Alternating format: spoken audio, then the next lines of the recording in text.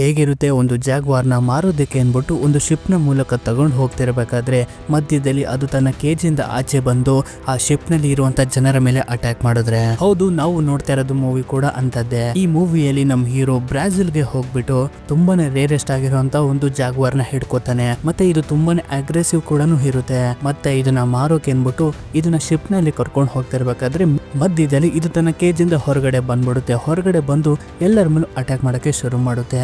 ಹೀಗಾಗಿ ನಮ್ ಹೀರೋ ಇದನ್ನ ಮತ್ತೆ ಹೇಗೆ ಹಿಡಿತಾನೆ, ಅದಲ್ದಲೆ ಈ ಶಿಪ್ ಅಲ್ಲಿ ಇನ್ನೂ ಕೂಡ ಒಂದು ತೊಂದರೆ ಆಗುತ್ತೆ. ಆ ತೊಂದರೆ ಆದ್ರೂ ಏನು ಅಂತ ನಾವು ಇವತ್ತು ಈ ಮೂವಿಲ್ ನೋಡೋಣ. ಅಂದಾಗೆ ಈ ಮೂವಿ ಹೆಸರು ಪ್ರೈಮಲ್ ಅಂತ. ಮತ್ತೆ ಹಾಗೆ ರೀಸೆಂಟ್ ಆಗಿ ನಾನು ದಿ ಗೋಲ್ಡ್ ಸ್ಮಿತ್ ಅಂತ ಒಂದು ಮೂವಿನ ಎಕ್ಸ್ಪ್ಲೇನ್ ಮಾಡಿದ್ದೀನಿ. ನೀವು ಇನ್ನೂ ಯಾರಾದ್ರೂ ಈ ಮೂವಿ ನೋಡಿಲ್ಲ ಅಂದ್ರೆ ಎಂಡ್ ಸ್ಕ್ರೀನ್ ಬರುತ್ತೆ, ಹೋಗಿ ನೋಡಿ. ಇನ್ನು ಯಾರು ನಮ್ಮ ಚಾನಲ್ ಸಬ್ಸ್ಕ್ರೈಬ್ ಮಾಡ್ಕೊಂಡಿಲ್ಲ ಅಂದ್ರೆ ಪ್ಲೀಸ್ ಸಬ್ಸ್ಕ್ರೈಬ್ ಮಾಡ್ಕೊಳ್ಳಿ. ಹಾಗೆ ಈ ವಿಡಿಯೋಗೊಂದು ಲೈಕ್ ನ ಮಾಡಿ. ಸರಿ, ಕತೆ ಒಳಗಡೆ ಹೋಗೋಣ ಬನ್ನಿ. ಮೂವಿಯ ಓಪನಿಂಗ್ ಸೀನ್ ನಲ್ಲಿ ರೈನ್ ಫಾರೆಸ್ಟ್ ಬ್ರಾಜಿಲ್ ನಲ್ಲಿ ನಮ್ ಹೀರೋನ ತೋರಿಸ್ತಾರೆ. ಇವನ ಹೆಸರು ಫ್ರಾಂಕ್ ಅಂತ. ಆಕ್ಚುಲಿ ನಮ್ ಹೀರೋ ಒಬ್ಬ ಹಂಟರ್ ಆಗಿರ್ತಾನೆ. ಇವನು ಇವಾಗ ಒಂದು ಬ್ಲಾಕ್ ಜಾಗ್ವಾರ್ನ ಹಿಡಿಬೇಕು ಅಂದ್ಬಿಟ್ಟು ಟ್ರ್ಯಾಪ್ ನೆಲ್ಲ ರೆಡಿ ಮಾಡಿರ್ತಾನೆ. ರೆಡಿ ಮಾಡಿ ಕಾಯ್ತಾ ಕೂತಿರ್ತಾನೆ. ಅವಾಗ ಅವನ್ಗೆ ಆ ಜಾಗ್ವಾರ್ ಇವನ ಹತ್ರನೇ ಬರ್ತಾ ಇದೆ ಅಂತ ಒಂದು ವಿಷಯ ಗೊತ್ತಾಗುತ್ತೆ. ಹೀಗಾಗಿ ಅದನ್ನ ಪ್ರಜ್ಞೆ ತಪ್ಪಿಸೋದಕ್ಕೆ ಎಲ್ಲಾ ತಯಾರಿನೂ ಮಾಡ್ಕೋತಾ ಇರ್ತಾನೆ. ಆಗ ನೋಡ್ತಿದ್ದಂಗೆನೆ ಆ ಜಾಗ್ವಾರ್ ಕೂಡ ಇವನು ಟ್ರ್ಯಾಪ್ಗೆ ಅಂತ ಕಟ್ಟಿರೋಂತ ಒಂದು ಮಾಂಸನೂ ಕೂಡ ಕಿತ್ಕೊಂಡು ತಿನ್ನಕ್ಕೆ ಶುರು ಮಾಡುತ್ತೆ. ಈ ಒಂದು ಗ್ಯಾಪ್ ಅಲ್ಲಿ ಮರ ಅಳ್ಳಾಡಿರೋದ್ರಿಂದ ಇವನ ಗನ್ನು ಕೆಳಗಡೆ ಬಿದ್ದೋಗ್ಬಿಡುತ್ತೆ. ನೋಡ್ತಾನೆ ಇದೊಂದು ವೈಟ್ ಜಾಗ್ವಾರ್ ಆಗಿರುತ್ತೆ. ಆಗ ಆ ಜಾಗ್ವಾರು ಇವನ್ ಮೇಲೂ ಕೂಡ ಅಟ್ಯಾಕ್ ಮಾಡೋದಕ್ಕೆ ಟ್ರೈ ಮಾಡುತ್ತೆ. ಆದ್ರೆ ಇವನ ಜೇಬಲ್ಲಿ ಅನಿಮಲ್ಸ್ ಗಳು ಪ್ರಜ್ಞೆ ತಪ್ಪೋಗುವಂತ ಒಂದು ಇಂಜೆಕ್ಷನ್ ಇರುತ್ತೆ. ಅದನ್ನ ಅದಕ್ಕೆ ಇಂಜೆಕ್ಟ್ ಮಾಡ್ಬಿಡ್ತಾನೆ. ಹೀಗಾಗಿ ವೈಟ್ ಜಾಗ್ವಾರು ಪ್ರಜ್ಞೆ ತಪ್ಪೋಗ್ಬಿಡುತ್ತೆ. ಆಕ್ಚುಲಿ ಇವನು ಬಂದಿದ್ದು ಬ್ಲಾಕ್ ಜಾಗ್ವಾರ್ಗೋಸ್ಕರ. ಇವಾಗ ನೋಡಿದ್ರೆ ಇವನ್ಗೆ ವೈಟ್ ಜಾಗ್ವಾರ್ ಸಿಕ್ಬಿಟ್ಟಿದೆ. ಇದರಿಂದ ತುಂಬಾನೇ ಖುಷಿ ಪಡ್ತಾನೆ. ಯಾಕೆಂದ್ರೆ ಇವೆಲ್ಲ ರೇರೆಸ್ಟ್. ಹೀಗಾಗಿ ಮಾರ್ಕೆಟ್ ಅಲ್ಲಿ ಇದಕ್ಕೆ ಅದು ದೊಡ್ಡ ಪ್ರೈಸ್ ಇರುತ್ತೆ. ಇದರಿಂದ ಖುಷಿ ಪಡ್ತಾ ಅದನ್ನ US ಗೆ ತಗೊಂಡು ಹೋಗೋದಕ್ಕೆ ಒಂದು ಬೋಟ್ ಹತ್ರ ಬರ್ತಾನೆ. ಆ ಜಾಗ್ವಾರ್ ಒಂದೂನೇ ತಂದಿರೋದಿಲ್ಲ, ಅದ್ರ ಜೊತೆಗೆ ಕೋತಿಗಳು ಬೇರೆ ಬೇರೆ ಅನಿಮಲ್ ಗಳನ್ನೆಲ್ಲ ತಗೊಂಡ್ ಬಂದಿರ್ತಾನೆ. ಆಕ್ಚುಲಿ ನಮ್ ಹೀರೋ ಏನ್ ಕೆಲಸ ಮಾಡ್ತಾನೆ ಅಂದ್ರೆ ಈ ರೀತಿ ಪ್ರಾಣಿಗಳನ್ನ ಹಿಡ್ಕೊಂಡು ಝೂಗೆ ಕೊಡುವಂತ ಕೆಲಸ ಮಾಡ್ತಾ ಇರ್ತಾನೆ. ಅದು ಕೂಡ ಇಲ್ಲಿಗಲ್ ಆಗಿ. ಆಗ ಅದೇ ಜಾಗಕ್ಕೆ ಒಂದು ಮಿಲಿಟರಿನ ಟೀಮು ಒಬ್ಬ ಮೋಸ್ಟ್ ವಾಂಟೆಡ್ ಕ್ರಿಮಿನಲ್ ನ ಕರ್ಕೊಂಡ್ ಬರ್ತಾರೆ. ಇವನ ಹೆಸರು ರಿಚರ್ಡ್ ಅಂತ. ಇವನನ್ನ ಇದೇ ಒಂದು ಬೋಟ್ ಒಳಗಡೆ ಕರ್ಕೊಂಡು ಹೋಗೋದಕ್ಕೆ ಎಲ್ಲ ಟೀಮು ಕೂಡ ಬಂದಿರುತ್ತೆ. ಹೀಗಾಗಿ ಆ ಬೋಟ್ಗೆ ಇವನ್ನ ಕರ್ಕೊಂಡ್ ಬಂದ್ಬಿಟ್ಟು ಒಂದು ದೊಡ್ಡ ಕೇಜಲ್ಲಿ ಇವನ್ನ ಕೂಡಾಕ್ತಾರೆ. ಇವನ್ನ ಹೆಲ್ತ್ ಚೆಕ್ ಮಾಡೋದಕ್ಕೆ ಒಬ್ಳು ಡಾಕ್ಟರ್ ಕೂಡ ಇರ್ತಾಳೆ. ಇವಳ ಹೆಸರು ಡಾಕ್ಟರ್ ಎಲನ್ ಅಂತ. ಹೀಗಾಗಿ ಅವನ ಒಂದು ಕೇಜಲ್ಲಿ ಕೂಡಾಕ್ಬಿಟ್ಟು ಅವನ್ನ ನೋಡ್ಕೊಳ್ಳೋದಕ್ಕೆ ಇಬ್ರು ಪೊಲೀಸ್ ಆಫೀಸರ್ನ ಅಲ್ಲಿ ಇಟ್ಬಿಟ್ಟು ಅಲ್ಲಿಂದ ಬಂದ್ಬಿಡ್ತಾರೆ. ಈಗ ಶಿಪ್ ಕೂಡ ಬ್ರಾಜಿಲ್ ಇಂದ US ಗೆ ಹೋಗಕ್ಕೆ ಶುರು ಮಾಡುತ್ತೆ. ಹೀಗೆ ನೈಟು ಡಿನ್ನರ್ ಮಾಡ್ತಿರ್ಬೇಕಾದ್ರೆ ನಮ್ ಹೀರೋ ಫ್ರಾಂಕು ಆಫೀಸರ್ ಪೌಲ್ ನ ಕೇಳ್ತಾನೆ, ಯಾರು ಈ ಕ್ರಿಮಿನಲ್ಲು, ಇವನನ್ನ ಎಂತಕ್ಕೆ ಬೋಟಲ್ಲಿ ಕರ್ಕೊಂಡು ಹೋಗ್ತಾ ಇದೀರಿ ಅಂತ. ಅದಕ್ಕೆ ಆಫೀಸರ್ ಪೌಲ್ ಕೂಡ ಇವನ ಹೆಸರು ಬಂದ್ಬಿಟ್ಟು ರಿಚರ್ಡ್ ಅಂತ. ಇವನು ಒಬ್ಬ ದೊಡ್ಡ ಕ್ರಿಮಿನಲ್. ಆಕ್ಚುಲಿ ಇವನು ಕ್ರಿಮಿನಲ್ ಆಗಕ್ಕಿಂತ ಮುಂಚೆ ಇವನು US ಅಲ್ಲಿ ಮರೀನ್ ಕಮಾಂಡೋದಲ್ಲಿ ಕೆಲಸ ಮಾಡ್ತಿದ್ದ. ಹಾಗೆ ಒಂದು ಮಿಷನ್ ಗೆ ಹೋದಾಗ ವಾಪಸ್ಸು ಇವನು ಬರ್ಲೇ ಇಲ್ಲ ಅಂತ. ಅದಾದ್ಮೇಲೆ ನಮ್ಗೆ ಗೊತ್ತಾಗಿದ್ದು ಇವನೊಂದು ಟೆರರಿಸ್ಟ್ ಗ್ಯಾಂಗ್ ಜೊತೆಗೆ ಸೇರ್ಕೊಂಡು ಬ್ರಾಜಿಲ್ಗೆ ಸೇರ್ಕೊಂಡು ಅಲ್ಲಿ ತನ್ನ ಒಂದು ದೊಡ್ಡ ಗುಂಪನ್ನ ಮಾಡ್ಕೊಂಡು ದೊಡ್ಡ ದೊಡ್ಡ ಕೆಟ್ಟ ಕೆಟ್ಟ ಕೆಲಸಗಳನ್ನ ಮಾಡಿದ್ದಾನೆ ಅಂತ. ಸುಮಾರು ವರ್ಷಗಳಿಂದ ಇವನ್ನ ಹುಡುಕ್ತಾ ಇದ್ದು, ಆದ್ರೆ ಇವಾಗ ಇವನು ಸಿಗಾಕೊಂಡಿದ್ದಾನೆ ಅಂತ. ಅದಕ್ಕೆ ಫ್ರಾಂಕ್ ಕೂಡ ಇಷ್ಟು ದೊಡ್ಡ ದೊಡ್ಡ ಕ್ರೈಮ್ಸ್ ನ ಮಾಡಿದ್ದೇನೆ, ಸಿಕ್ಕಿ ಜಾಗದಲ್ಲಿ ಶೂಟ್ ಮಾಡ ಬಿಟ್ಬಿಟ್ಟು ಇಲ್ಲಿಂದ ಬೋಟಲ್ ಕರ್ಕೊಂಡು ಹೋಗ್ತಾ ಇದ್ದೀರಲ್ಲ ಯಾಕೆ ಅಂದಾಗ ಪೌಲ್ ಕೂಡ ಫಸ್ಟ್ ಇವನ್ನ ಕಾನೂನ್ಗೆ ಒಪ್ಪಿಸ್ಬೇಕು. ಅದಾದ್ಮೇಲೆ ಕಾನೂನು ಡಿಸೈಡ್ ಮಾಡುತ್ತೆ ಇವ್ಗೆ ಏನ್ ಮಾಡ್ಬೇಕು ಅನ್ನೋದನ್ನ ಪೌಲ್ ಕೂಡ ಹೇಳ್ತಾ ಇರ್ತಾನೆ. ಅವಾಗ ಎಲ್ಲನ್ ಕೂಡ ಹೇಳ್ತಾಳೆ, ನಾವ್ ಇವನ್ನ ಪ್ಲೇನ್ ಅಲ್ಲಿ ಕೂಡ ಕರ್ಕೊಂಡು ಹೋಗ್ಬೋದಿತ್ತು, ಆದ್ರೆ ಇವ್ಗೆ ಬ್ರೈನ್ ಅಲ್ಲಿ ಒಂದು ಡಿಸೀಸ್ ಇದೆ. ಹಾಗಾಗಿ ಇವನ್ನ ಪ್ಲೇನ್ ಅಲ್ಲಿ ಕರ್ಕೊಂಡು ಹೋಗಕ್ ಆಗೋದಿಲ್ಲ. ಇದರಿಂದ ನಾವು ಇವನ್ನ ಬೋಟಲ್ಲಿ ಕರ್ಕೊಂಡು ಹೋಗ್ತಾ ಇದೀವಿ ಅಂತ. ಸರಿ, ನಿಮ್ಮಿಷ್ಟ ಏನಾರು ಮಾಡ್ಕೊಳ್ಳಿ ಅನ್ಬಿಟ್ಟು ಫ್ರಾಂಕ್ ಕೂಡ ತಾನು ಕೂಡಿಕೊಂಡಿರೋಂತ ಪ್ರಾಣಿಗಳಿಗೆ ಊಟ ಕೊಡಕ್ಕೆ ಅಂತ ಹೊರಟೋಗ್ಬಿಡ್ತಾನೆ. ಈಗ ಅಲ್ಲಿರುವಂತ ಎಲ್ಲಾ ಪ್ರಾಣಿ ಪಕ್ಷಿಗಳಿಗೆ ಊಟ ಕೊಡ್ತಿರ್ಬೇಕಾದ್ರೆ ಅಲ್ಲಿಗೆ ಒಂದು ಹುಡುಗ ಬರ್ತಾನೆ. ಇವನ ಹೆಸರು ರೆಫೇಲ್ ಅಂತ. ರೆಫೇಲ್ ಕೂಡ ಆ ಜಾಗ್ವಾರ್ ನ ನೋಡಿ ಇದನ್ನ ನೀನು ಹೇಗೆ ಹಿಡಿದೆ ಅಂತ ಕೇಳಿದಾಗ ಅವನು ಕೂಡ ಹೇಳ್ತಾ ಇರ್ತಾನೆ ಅದನ್ನೆಲ್ಲ ಹೇಗೆ ಹಿಡಿದೆ ಅಂತ. ಇಲ್ಲಿ ನಾವು ರಿಚರ್ಡ್ ನ ನೋಡ್ತೀವಿ. ರಿಚರ್ಡ್ ಹಾಗೆ ಊಟ ಮಾಡ್ತಿರ್ಬೇಕಾದ್ರೆ ನೋಡಿದ್ರೆ ಅವನ ಹೆಲ್ತ್ ಅಪ್ಸೆಟ್ ಆಗ್ತಾ ಇರುತ್ತೆ. ಆಗ ನೋಡ್ತಿದ್ದಂಗೆನೆ ಅವನಿಗೆ ಪಿಡ್ಸ್ ಬಂದ್ಬಿಡುತ್ತೆ. ಈ ವಿಷಯನ ಡಾಕ್ಟರ್ ಎಲನ್ಗೆ ಹೇಳ್ತಾರೆ. ಹೀಗಾಗಿ ನೀವು ಕೇಜ್ ಒಳಗಡೆ ಹೋಗ್ಬಿಟ್ಟು ಅವ್ನ ಬಾಯಿನ ಓಪನ್ ಮಾಡಿ ಇಟ್ಕೊಂಡಿರಿ, ನಾನು ಆದಷ್ಟು ಬೇಗ ಅಲ್ಲಿಗೆ ಬರ್ತಾ ಇದ್ದೀನಿ ಅಂತ ಇವಳು ಕೂಡ ಅದೇ ಜಾಗಕ್ಕೆ ಹೋಗಕ್ಕೆ ಶುರು ಮಾಡಿರ್ತಾರೆ. ಈ ಕಡೆ ಗಾರ್ಡ್ಸ್ ಗಳು ಕೂಡ ಕೇಜ್ ಒಳಗಡೆ ಬಂದ್ಬಿಟ್ಟು ಅವ್ನ ಬಾಯಿನ ಓಪನ್ ಮಾಡಿ ಅವನ್ಗೆ ಉಸಿರಾಡೋದಕ್ಕೆ ಹೆಲ್ಪ್ ಮಾಡ್ತಾ ಇರ್ತಾರೆ. ಆದ್ರೆ ಇದೆಲ್ಲ ಅವನು ಒಂದು ಟ್ರ್ಯಾಪ್ ಆಗಿರುತ್ತೆ. ನೋಡ್ತಿದ್ದಂಗೆನೆ ಅಲ್ಲಿ ಇದ್ದಂತಹ ಇಬ್ರು ಗಾರ್ಡ್ಸ್ ಗಳನ್ನು ಸಾಯಿಸ್ಬಿಟ್ಟು ಅವನು ಅಲ್ಲಿಂದ ಎಸ್ಕೇಪ್ ಆಗಿ ಹೋಗ್ಬಿಟ್ಟಿರ್ತಾನೆ. ಈ ವಿಷಯ ಆಫೀಸರ್ ಜಾನ್ಗೂ ಕೂಡ ಗೊತ್ತಾಗುತ್ತೆ. ಹೀಗಾಗಿ ಅವನು ಕೂಡ ಅವ್ರ ಟೀಮ್ ನ ಕರ್ಕೊಂಡು ಬಂದ್ ನೋಡ್ತಾನೆ. ಡಾಕ್ಟರ್ ಎಲ್ಲನ್ನು ಕೂಡ ಬಂದ್ ನೋಡ್ತಾಳೆ. ಅವನು ಅಲ್ಲಿಂದ ಎಸ್ಕೇಪ್ ಆಗ್ಬಿಟ್ಟಿರ್ತಾನೆ. ಹೀಗಾಗಿ ಇವನೊಂದು ಒಳ್ಳೆ ಟ್ರೈನ್ ಆಗಿರೋ ಟೆರರಿಸ್ಟ್. ಅದಲ್ದರೆ ಇವನ ಹತ್ರ ಗನ್ಗಳು ಎಲ್ಲ ಇದೆ ಅನ್ಬಿಟ್ಟು ಅನ್ಬಿಟ್ಟು ಈ ಶಿಪ್ ಅಲ್ಲಿ ಕೆಲಸ ಮಾಡ್ತಿದ್ದಂತ ಪ್ರತಿಯೊಬ್ಬ ವ್ಯಕ್ತಿನೂ ಕೂಡ ಕರ್ಕೊಂಡು ಒಂದು ಜಾಗದಲ್ಲಿ ಹೋಗ್ಬಿಟ್ಟು ಸ್ಟೇ ಮಾಡಿಸ್ತಾರೆ, ಯಾರಿಗೂ ಕೂಡ ಏನು ಆಗ್ಬಾರ್ದು ಅನ್ಬಿಟ್ಟು. ನಾವು ರಿಚರ್ಡ್ ನ ಇರೋವರೆಗೂ ನೀವೆಲ್ಲರೂ ಕೂಡ ಸೇಫ್ ಆಗಿ ಇಲ್ಲೇ ಇರ್ಬೇಕು, ಹೊರಗಡೆ ಯಾರು ಕೂಡ ಹೋಗ್ಬಾರ್ದು ಅನ್ಬಿಟ್ಟು ಎಲ್ಲರಿಗೂ ಕೂಡ ಹೇಳ್ತಾ ಇರ್ತಾನೆ ಜಾನು. ಮತ್ತೆ ಇಲ್ಲಿರೋರೆಲ್ಲರಿಗೂ ಕೂಡ ಊಟ ಬೇಕಲ್ವಾ ಈಗ, ಇದರಿಂದ ಆ ಶಿಪ್ ಅಲ್ಲಿ ಅಡಿಗೆ ಮಾಡೋನ ಭಟ್ಟನ್ನ ಕರ್ಕೊಂಡು ಆ ಒಂದು ಶಿಪ್ ನ ಕಿಚನ್ ಗೆ ಹೋಗ್ಬಿಟ್ಟು ಊಟನ ತಗೊಂಡ್ಬರೋದಕ್ಕೆ ಕಳಿಸ್ತಾರೆ. ಹೀಗಾಗಿ ಆ ಅಡಿಗೆ ಮಾಡೋ ಭಟ್ಟನು ಕೂಡ ಆ ಶಿಪ್ ನ ಕುಕಿಂಗ್ ರೂಮ್ ಗೆ ಹೋಗ್ತಾ ಇರ್ತಾನೆ. ಹೋಗ್ಬಿಟ್ಟು ಅವನು ಹೇಳ್ದೆ ಕೇಳ್ದೆ ಲಾಕ್ ಮಾಡ್ಕೊಂಡ್ಬಿಡ್ತಾನೆ. ಬಟ್ ಆದ್ರೆ ಯಾಕೆ ಏನು ಅಂತ ಗೊತ್ತಿಲ್ಲ. ಮತ್ತೆ ಒಳಗಡೆ ನೋಡ್ತಾನೆ ಕೋತಿಗಳೆಲ್ಲ ಆ ಒಂದು ಕಿಚನ್ ಅಲ್ಲಿ ಇದ್ದಂತ ಐಟಮ್ಸ್ ನೆಲ್ಲ ಹಾಳು ಮಾಡ್ಬಿಟ್ಟಿರುತ್ತೆ. ನಮ್ ಹೀರೋ ಫ್ರಾಂಕ್ ಹೋಗು ಕೂಡ ಗೊತ್ತಾಗುತ್ತೆ ಇದನ್ನೆಲ್ಲ ಪಕ್ಕ ರಿಚರ್ಡೇ ಮಾಡಿರ್ತಾನೆ. ಆ ಒಬ್ಬ ಅಡ್ಗೆ ಮಾಡೋ ಬಟನ್ಗೆ ಹೇಳು ಆ ಒಂದು ಕಿಚನ್ ಒಳಗಡೆ ಕೋತಿ ಮರಿ ಇದ್ರೆ ಅದಕ್ಕೇನು ಮಾಡಬೇಡ ಅಂತ. ಇಷ್ಟರ್ ಆಲ್ರೆಡಿ ಆ ಅಡ್ಗೆ ಭಟ್ಟ ಅದ್ರಲ್ಲಿರೋ ಒಂದು ಕೋತಿ ಮರಿನ ಹಿಡ್ಕೊಂಡ್ಬಿಡ್ತಾನೆ. ಹೀಗಾಗಿ ತನ್ನ ಮಗುನ ಕಾಪಾಡೋದಕ್ಕೆ ಅನ್ಬಿಟ್ಟು ಎಲ್ಲಾ ಕೋತಿಗಳು ಇನ್ಮೇಲೆ ಅಟ್ಯಾಕ್ ಮಾಡ್ಬಿಡ್ತವೆ. ಅಟ್ಯಾಕ್ ಮಾಡಿ ಇವನ್ನ ಚೆನ್ನಾಗಿ ಕಚ್ಚಿ ಮಕಾಗಿಕನೆಲ್ಲ ಕ್ಯಾರ್ದು ಅಲ್ಲೇ ಸಾಯಿಸಾಕ್ಬಿಡುತ್ತೆ. ಅದೇ ಜಾಗಕ್ಕೆ ಫ್ರಾಂಕು ಜಾನು ಟೀಮು ಎಲ್ಲರೂ ಕೂಡ ಬರ್ತಾರೆ. ಆದ್ರೆ ಇದೇ ಟೈಮ್ ನ ಉಪಯೋಗಿಸ್ಕೊಂಡು ಫ್ರಾಂಕು ಕೂಡ ಅಲ್ಲಿಂದ ಎಸ್ಕೇಪ್ ಆಗ್ಬಿಡ್ತಾನೆ. ಎಸ್ಕೇಪ್ ಆಗ್ಬಿಟ್ಟು ಎಲ್ಲಿಗೆ ಬರ್ತಾನೆ ಅಂದ್ರೆ ಇವನು ತಗೊಂಬಂದಿದ್ದಾನಲ್ಲ ಪ್ರಾಣಿಗಳು ಅವೆಲ್ಲ ಸೇಫ್ ಆಗಿದೆಯಲ್ವ ಅಂತ ನೋಡೋಕೆ ಅಂತ ಬರ್ತಾನೆ. ಬಂದ್ ನೋಡಿದ್ರೆ ಅದ್ರಲ್ಲಿ ಅರ್ಧಕ್ಕರ್ಧ ಪ್ರಾಣಿಗಳೇ ಇರೋದಿಲ್ಲ, ಎಲ್ಲ ಎಸ್ಕೇಪ್ ಆಗ್ಬಿಟ್ಟಿರ್ತವೆ. ಅದಲ್ದಲೆ ಇವನು ಹೊಸದಾಗಿ ಹಿಡ್ದಿರೋಂತ ವೈಟ್ ಜಾಗ್ವರ್ ಕೂಡ ಕಾಣ್ತಾ ಇರೋದಿಲ್ಲ, ಅದು ಕೂಡ ಎಸ್ಕೇಪ್ ಆಗ್ಬಿಟ್ಟಿರುತ್ತೆ. ಅವಾಗ ಫ್ರಾಂಕು ವಾಕಿ ಟಾಕಿಲಿ ಜಾನ್ ಹಾಗೆ ಡಾಕ್ಟರ್ ಎಲನ್ ಮತ್ತೆ ಪ್ರತಿಯೊಬ್ಬರಿಗೂ ಕೂಡ ತಿಳಿಸ್ತಾನೆ ರಿಚರ್ಡು ಅರ್ಧಕ್ಕರ್ಧ ಪ್ರಾಣಿಗಳು ಎಲ್ಲಾನು ಕೂಡ ರಿಲೀಸ್ ಮಾಡ್ಬಿಟ್ಟಿದ್ದಾನೆ. ಅದರಲ್ಲಿ 2 ಹಾವುಗಳು ಕಾಣ್ತಾ ಇಲ್ಲ, ಸ್ವಲ್ಪ ಹುಷಾರಾಗಿರಿ, ಯಾಕೆಂದ್ರೆ ಆ ಹಾವುಗಳು ತುಂಬಾನೇ ಡೇಂಜರಸ್, ನಿಮ್ ಕಣ್ಣಿಗೆ ಏನಾದ್ರು ಕಂಡ್ರೆ ನನ್ನನ್ನ ಕರೀರಿ, ನೀವು ಹಿಡಿಯಕ್ಕೆ ಹೋಗ್ಬೇಡಿ ಅಂತ ಒಂದು ವಾರ್ನಿಂಗ್ ನ ಕೊಡ್ತಾನೆ. ಮತ್ತೆ ಫ್ರಾಂಕೋ ಅವನ ಕೈಗೆ ಎಷ್ಟೆಷ್ಟು ಪ್ರಾಣಿಗಳು ಸಿಗುತ್ತೋ ಅದನ್ನೆಲ್ಲ ಮತ್ತೆ ಹಿಡಿದು ಕೇಜ್ಗೆ ಹಾಕ್ತಾ ಇರ್ತಾನೆ. ಮತ್ತೆ ಅವಕ್ಕೆಲ್ಲ ನೀರು ಕೊಡ್ಬೇಕು ಅಂತ ನೀರ್ನ ಆನ್ ಮಾಡ್ತಾನೆ. ಬಟ್ ಆದ್ರೆ ಎಲ್ಲೂ ಕೂಡ ನೀರು ಬರ್ತಾ ಇರೋದಿಲ್ಲ. ಅವಾಗ ಇವನು ನೀರ್ ತೋರಣ ಅಂತ ಆಚೆ ಹೋದಾಗ ನೋಡಿದ್ರೆ ಆ ಒಂದು ವೈಟ್ ಜಾಗ್ವಾರ್ನ ನೋಡ್ತಾನೆ. ನೋಡ್ಬಿಟ್ಟು ಅದಕ್ಕೆ ಪ್ರಜ್ಞೆ ತಪ್ಸೋಕೆ ಶೂಟ್ ಮಾಡಕ್ಕೆ ಅಂತ ಹೋಗ್ತಾನೆ, ಅದು ಅಲ್ಲಿಂದ ಹೊರಡೋಗ್ಬಿಡುತ್ತೆ. ಇವನು ಕೂಡ ಅದನ್ನ ಫಾಲೋ ಮಾಡ್ಕೊಂಡು ಹೊಡ್ತಾನೆ. ಬಟ್ ಆದ್ರೆ ಅದು ಇವನ್ ಕೈಗೆ ಸಿಗೋದಿಲ್ಲ. ಮತ್ತೆ ಜಾನ್ಗೆ ಹೇಳ್ತಾನೆ ನೀರ್ ಎಲ್ಲೂ ಕೂಡ ಬರ್ತಾ ಇಲ್ಲ, ಅದೇನು ಚೆಕ್ ಮಾಡೋದಕ್ಕೆ ಹೇಳು ಅಂತ. ಹಾಗಾಗಿ ಜಾನ್ ಕೂಡ ಈ ಒಂದು ಶಿಪ್ ನ ಓನರ್ ಆದ ಮೊರಾಲಿಸ್ಗೆ ಹೇಳ್ತಾನೆ ಶಿಪ್ ಅಲ್ಲಿ ನೀರ್ ಸಪ್ಲೈ ಇಲ್ಲ, ನೀನ್ ಹೋಗ್ಬಿಟ್ಟು ಇಂಜಿನ್ ರೂಮ್ಗೆ ಅದೇನ್ ಪ್ರಾಬ್ಲಮ್ ಹೋಗಿ ಚೆಕ್ ಮಾಡು ಅಂದ್ಬಿಟ್ಟು ಹೇಳ್ತಾನೆ. ಹೀಗಾಗಿ ಮೊರಾಲಿಸ್ ಕೂಡ ಇಂಜಿನ್ ರೂಮ್ಗೆ ಬರ್ತಾನೆ. ಇಂಜಿನ್ ರೂಮ್ ನ ನೋಡ್ಕೊಳ್ಳೋದಕ್ಕೆ ಅಂತ ಒಬ್ಬ ವ್ಯಕ್ತಿ ಇರ್ತಾನೆ, ಇವನ ಹೆಸರು ಸ್ಕೆಡಿ ಅಂತ. ಹೀಗಾಗಿ ಸ್ಕೆಡಿ ಹತ್ರ ಬಂದ್ಬಿಟ್ಟು ನೀರ್ ಸಪ್ಲೈ ಇಲ್ವಂತೆ, ಏನಾಗಿದೆ ನೋಡು ಅಂತ ಹೇಳಿದಾಗ ಇಲ್ಲ ನಾನು ಇವಾಗ ತಾನೆ ನೀರೆಲ್ಲ ತುಂಬಿಸ್ಬಿಟ್ಟು ಬಂದಿದೆ, ಬೇಕಾದ್ರೆ ಚೆಕ್ ಮಾಡೋಣ ಬಾ ಅಂದ್ಬಿಟ್ಟು ಶಿಪ್ ನ ಒಂದು ವಾಟರ್ ಟ್ಯಾಂಕ್ ಹತ್ರ ಹೋಗಿ ನೋಡ್ತಾರೆ. ಶಿಪ್ಗೆ ನೀರ್ ಸಪ್ಲೈ ಆಗೋ ಪೈಪು ಹೊಡೆದೋಗ್ಬಿಟ್ಟಿರುತ್ತೆ. ಮತ್ತೆ ನೀರ್ನ ಕಂಟ್ರೋಲ್ ಮಾಡುವಂತ ಮಿಷಿನ್ ಕೂಡ ಎಲ್ಲ ಹೊಡೆದೋಗ್ಬಿಟ್ಟಿರುತ್ತೆ.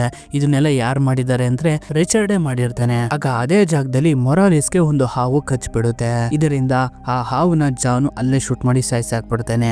2 ಹಾವು ಮಿಸ್ ಆಗಿರುತ್ತಲ್ಲ, ಒಂದು ಇವಾಗ ಸಾಯಿಸ್ಬಿಡ್ತಾನೆ, ಇನ್ನೊಂದು ಬದುಕಿರುತ್ತೆ. ಇದರಿಂದ ಇವನ್ಗೆ ಟ್ರೀಟ್ಮೆಂಟ್ ಕೊಡೋದಕ್ಕೆ ಅನ್ಬಿಟ್ಟು ಡಾಕ್ಟರ್ ಆಲೆನ್ ಹತ್ರ ಕರ್ಕೊಂಡ್ ಬರ್ತಾರೆ.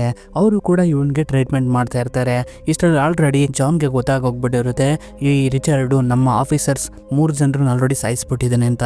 ಇದರಿಂದ ಇವನಿಗೆ ಇನ್ನೂ ಕೋಪ ಜಾಸ್ತಿ ಆಗ್ಬಿಡುತ್ತೆ.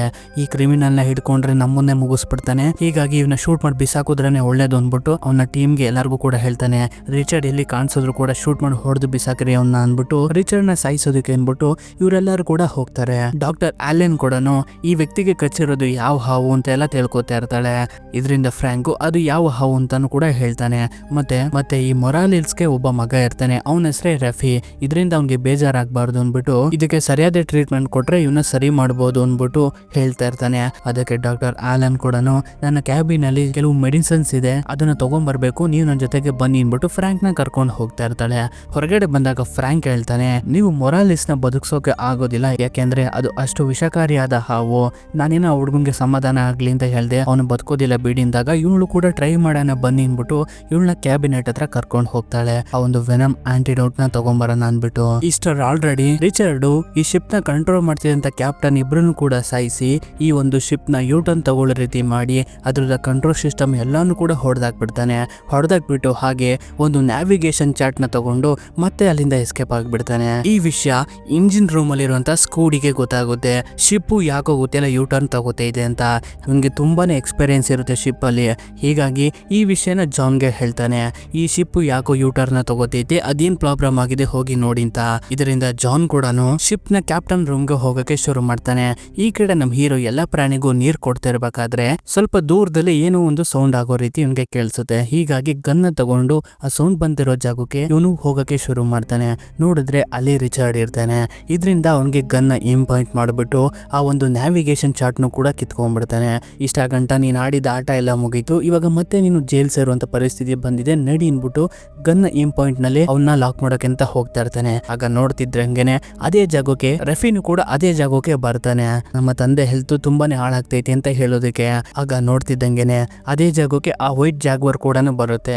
ಈಗ ಫ್ರಾಂಕ್ ಹತ್ರ ಇರೋದು ಒಂದೇ ಡಾಟು, ಅಂದ್ರೆ ಪ್ರಜ್ಞೆ ತಪ್ಪು ಹೋಗುವಂತ ಇಂಜೆಕ್ಷನ್ ಒಂದೇ ಇರೋದು.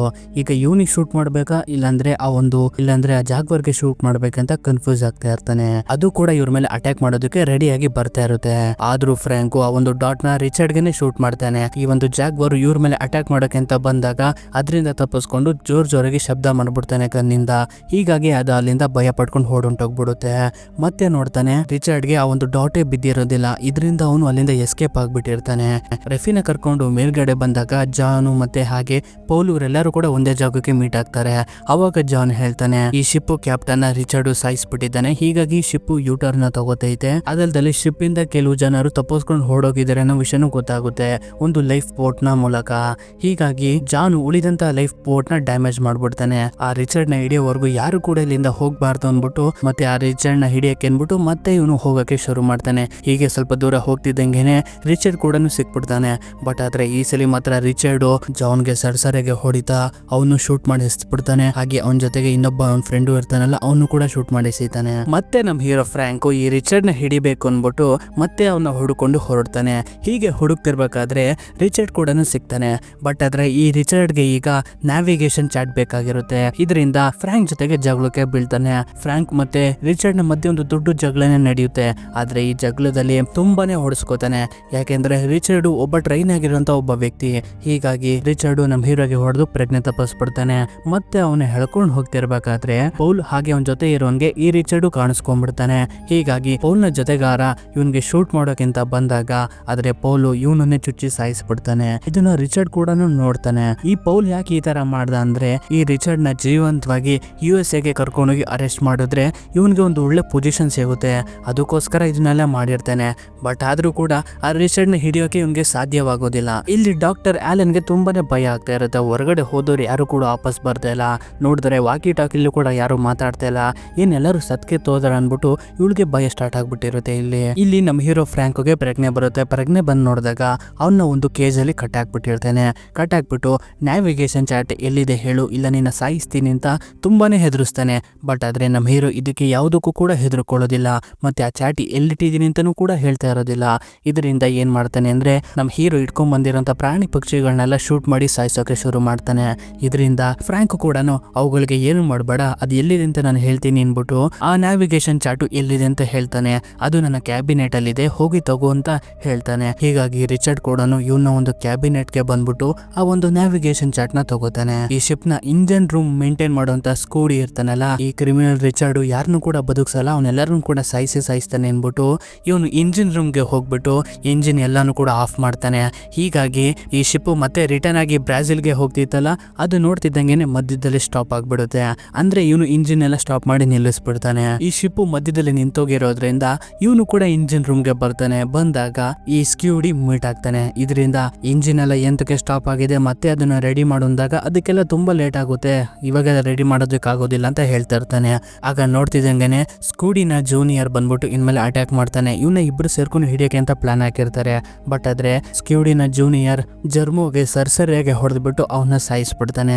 ಇದರಿಂದ ಸ್ಕೂಡಿನು ಕೂಡ ಅಲ್ಲಿಂದ ತಪ್ಪಿಸ್ಕೊಂಡ್ ಬಂದ್ಬಿಡ್ತಾನೆ. ಆಫೀಸರ್ ಪೌಲು ರಿಚರ್ಡ್ ನ ಹುಡ್ಕೊಂಡ್ ಬರ್ತಿರ್ಬೇಕಾದ್ರೆ ನಮ್ ಹೀರೋ ಫ್ರಾಂಕ್ ಸಿಗ್ತಾನೆ. ಅವನ್ನ ಕಟ್ಟಾಕ್ಬಿಟ್ಟಿರ್ತಾನಲ್ಲ, ಹೀಗಾಗಿ ಅವನ್ನ ಬಿಡಿಸ್ಬಿಟ್ಟು ಇವರೆಲ್ಲರೂ ಕೂಡ ಡಾಕ್ಟರ್ ಆಲನ್ ಇದ್ದಂತ ಒಂದು ರೂಮ್ಗೆ ಬರ್ತಾರೆ. ಬಂದಾಗ ನಾವ್ ಇಷ್ಟೇ ಜನ ಬದುಕಿರೋದು, ನಾವ್ ಇನ್ನೇನಾದ್ರೂ ಇಲ್ಲೇ ಇದ್ರೆ ಆ ರಿಚರ್ಡ್ ನಮ್ಮನ್ನು ಕೂಡ ಬಿಡೋದಿಲ್ಲ, ಹಾಗಾಗಿ ನಾವ್ ಇಲ್ಲಿಂದ ಹೇಗಾದ್ರೂ ಮಾಡಿ ತಪ್ಪಿಸ್ಕೊಳ್ಳಬೇಕು ಅಂತ ಇವರೆಲ್ಲರೂ ಕೂಡ ಡಿಸೈಡ್ ಮಾಡ್ಕೋತಾರೆ. ಅಂದ್ರೆ ಇವ್ರ ಹತ್ರ ಒಂದು ಸೀಕ್ರೆಟ್ ಆಗಿರೋ ಒಂದು ಲೈಫ್ ಬೋಟ್ ಇರುತ್ತೆ, ಅದನ್ನ ಯೂಸ್ ಮಾಡ್ಕೊಂಡು ಇವಾಗ ಇಲ್ಲಿಂದ ಎಸ್ಕೇಪ್ ಆಗ್ಬೇಕು ಅನ್ನೋ ಒಂದು ಪ್ಲಾನ್ ಇರುತ್ತೆ.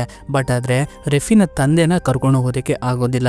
ಹೆಂಗಿದ್ರು ಕೂಡ ಅವ್ರಿಗೆ ಸರಿಯಾದ ಟ್ರೀಟ್ಮೆಂಟ್ ಇರೋದಿಲ್ಲ, ಅವ್ರು ಬದುಕೋಕೆ ಚಾನ್ಸಸ್ ಇರೋದಿಲ್ಲ. ಇದರಿಂದ ಫ್ರಾಂಕು ಮೋರಲಿಸ್ ಮಗನ್ನ ಅಂದ್ರೆ ರೆಫಿನ ಕನ್ವಿನ್ಸ್ ಮಾಡಿಸ್ತಾನೆ. ಬಾ, ನಿಮ್ ತಂದೆನೂ ಕೂಡ ಇದೇ ಆಸೆ ಪಡ್ತಿದ್ರು, ನೀನ್ ಹೇಗಾದ್ರೂ ಮಾಡಿ ಇಲ್ಲಿಂದ ಬಚಾವಾಗಿ ಹೋಗ್ಬೇಕು, ಇವಾಗ ನಿನ್ನನ್ನ ಕಾಪಾಡೋದು ನಮ್ ಜವಾಬ್ದಾರಿ ಆಗಿದೆ, ಬಾ ಇಲ್ಲಿಂದ ಹೋಗೋಣ ಅನ್ಬಿಟ್ಟು ಅವನ್ನ ಕನ್ವಿನ್ಸ್ ಮಾಡಿ ಅಲ್ಲಿಂದ ಕರ್ಕೊಂಡು ಹೋಗ್ತಾರೆ. ಮತ್ತೆ ಇವ್ರ ಹತ್ರ ಒಂದು ಸೀಕ್ರೆಟ್ ಆಗಿರೋ ಲೈಫ್ ಬೋಟ್ ಇತ್ತಲ್ಲ, ಅದನ್ನ ಆಚೆಗೆ ತಗೊಂಡ್ಬಂದ್ಬಿಟ್ಟು ನೀರೊಳಗಡೆಗೆ ಹಾಕ್ತಾರೆ.